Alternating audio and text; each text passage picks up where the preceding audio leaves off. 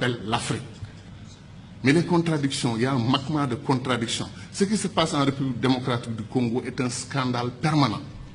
Des pays africains entrent en République démocratique du Congo, prennent les ressources dont ils ont besoin et repartent. Quand les Belges ou les Français ou les Américains ou les Chinois le font, nous crions. Mais quand des Africains le font, on appelle à des négociations, à des, etc., etc. Il y a des injustices que des Africains commettent sur d'autres Africains. Qu'est-ce qui nous empêche de faire les ponts sur le fleuve Rosso entre le Sénégal et la Mauritanie?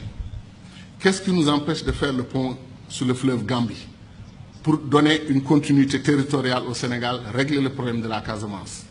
C'est pour dire que les doctrines d'intégration que nous avons choisies, après 50 ans, comme on est à...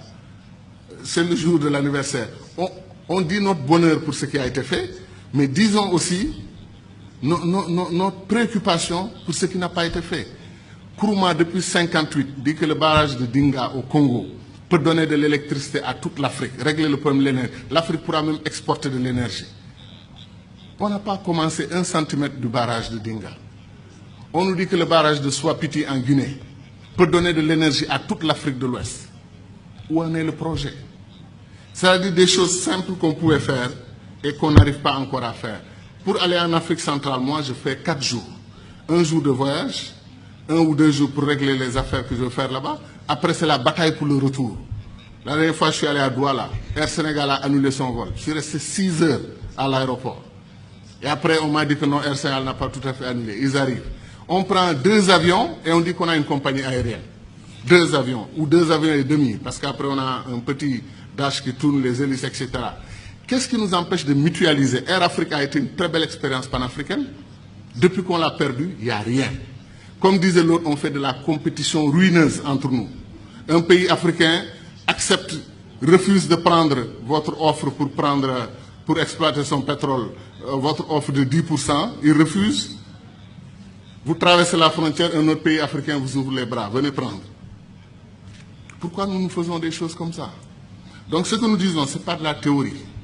Contrairement au sentiment de certains amis dans la salle qui ont pensé que nous, on voulait faire un saut, un puissant saut vers le passé. Non, on veut faire un saut vers l'avenir. On veut accélérer l'histoire de ce continent parce qu'on peut le faire. Tout est à volonté d'hommes. C'est les hommes et les femmes qui décident.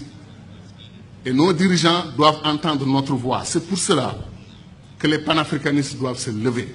Ils doivent s'organiser politiquement.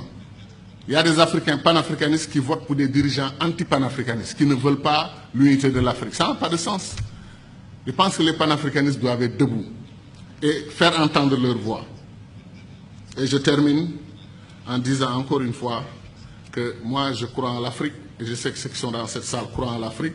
Ce qui me désole le plus, c'est que si on faisait un concours de ceux qui aiment l'Afrique, qui croient au potentiel de l'Afrique, il y a des chances que les Chinois, les Américains, les Brésiliens viennent avant nous autres Africains. Parce que ces gens connaissent. Ils savent ce qui se passe en Afrique.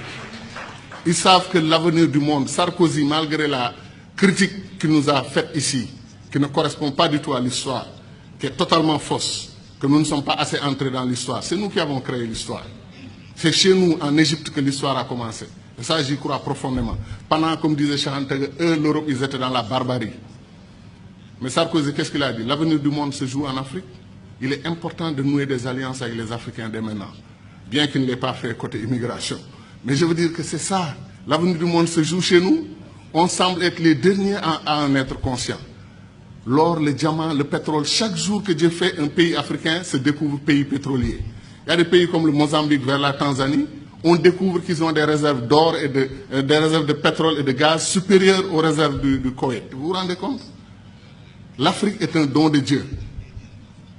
Est-ce que les Africains en sont conscients? C'est ça la question. Merci.